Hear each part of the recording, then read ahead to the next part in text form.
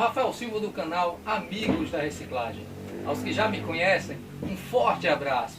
Turma, peço desculpa por demorar a produzir episódios, mas espero que vocês estejam gostando desses 10 minutinhos de alegria científica.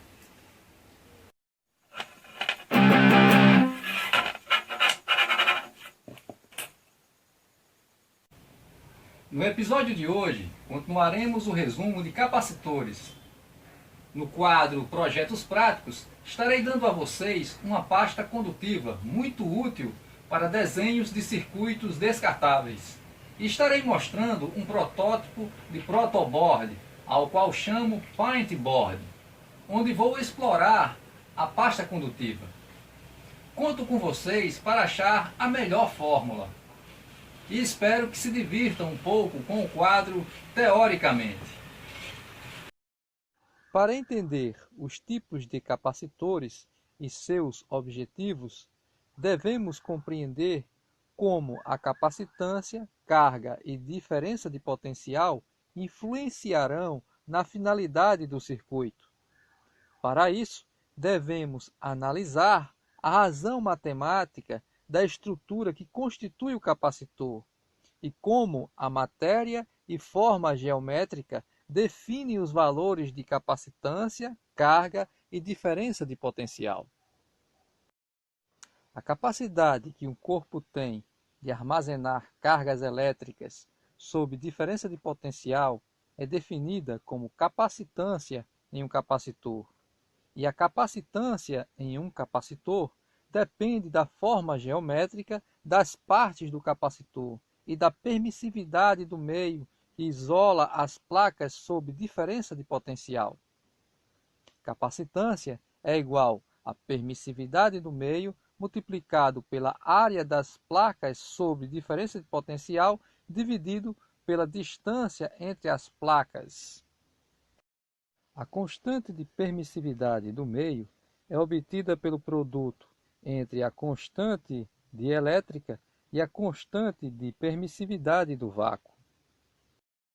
Em geral, é a constante dielétrica que é usada para definir valores ao capacitor. O valor do dielétrico depende do material que o constitui, ou seja, cada material tem um valor de constante dielétrica. A matéria vai desde o vácuo, ar, entre outros isolantes. A constante dielétrica é obtida pela razão entre a permissividade do meio e a permissividade do vácuo. Finalidades do dielétrico: isolar as placas e permitir a menor distância entre elas, aumentar a diferença de potencial, aumentar a capacitância. Vejamos os principais tipos de capacitores e suas finalidades. Capacitor cerâmico. O capacitor cerâmico tem como dielétrico a cerâmica, e suas placas sob diferença de potencial são de prata ou cobre. Normalmente são usados em circuitos de alta frequência. Tem capacitância na ordem de picofarads. Tem valor de temperatura compreendido em uma escala de tolerância. Capacitores cerâmicos não possuem polaridades. O código de identificação dos capacitores cerâmicos é interpretado dessa forma. O valor é lido em picofarads. Capacitor de poliéster. O dielétrico desses capacitores é o poliéster. Os capacitores de poliéster estão caracterizados como capacitores de filme plástico, ou seja, poliéster, polipropileno, poliestireno, policarbonato, são semelhantes e diferenciados como metalizados e não metalizados. Os não metalizados possuem valores de corrente consideráveis. Os metalizados têm como característica a autorregeneração. A capacitância é da ordem de nanofarads.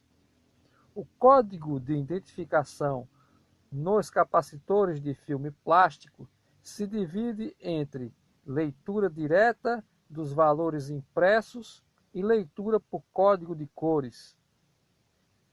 Capacitores de poliéster normalmente não possuem polaridade. Capacitor de mica. O capacitor de mica tem como dielétrico a mica. As placas responsáveis pela diferença de potencial são de prata. Estabilidade de temperatura e baixíssima perda de carga são suas principais características. Esses capacitores podem ou não possuir terminais.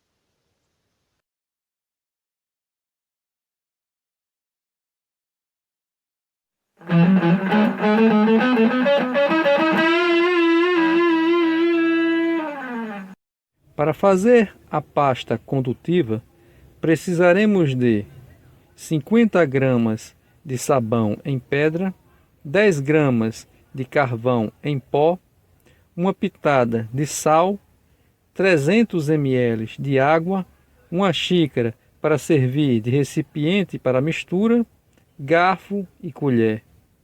Misture todos os ingredientes na xícara e macere até virar uma pasta. Use um palito como caneta e desenhe em qualquer superfície uma reta qualquer.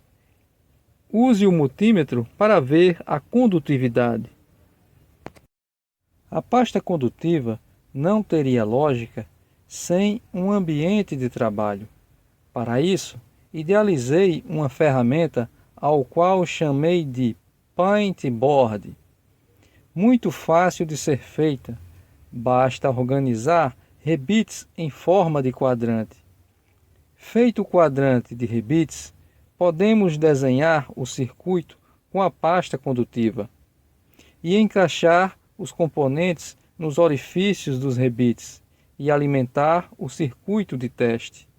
Veja como fica fácil reproduzir qualquer planta de circuito, bem mais fácil que a protoboard comum. Para testar nossa Paintboard, faremos um circuito simples para acender um LED. Para calcular o resistor do LED, usaremos um aplicativo. No aplicativo, informamos as características do LED, tensão e corrente. Estou usando um carregador de celular 5 volts 500 mA. O LED que precisamos para o nosso circuito é de 330 ohm. Desenhado o circuito e com os componentes na Paintboard, alimentamos o circuito.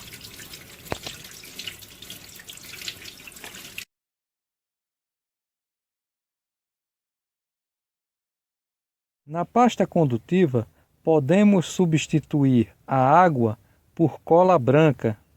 Teoricamente, teremos uma massa plástica condutiva após a secagem. Turma, espero que tenham gostado desse episódio.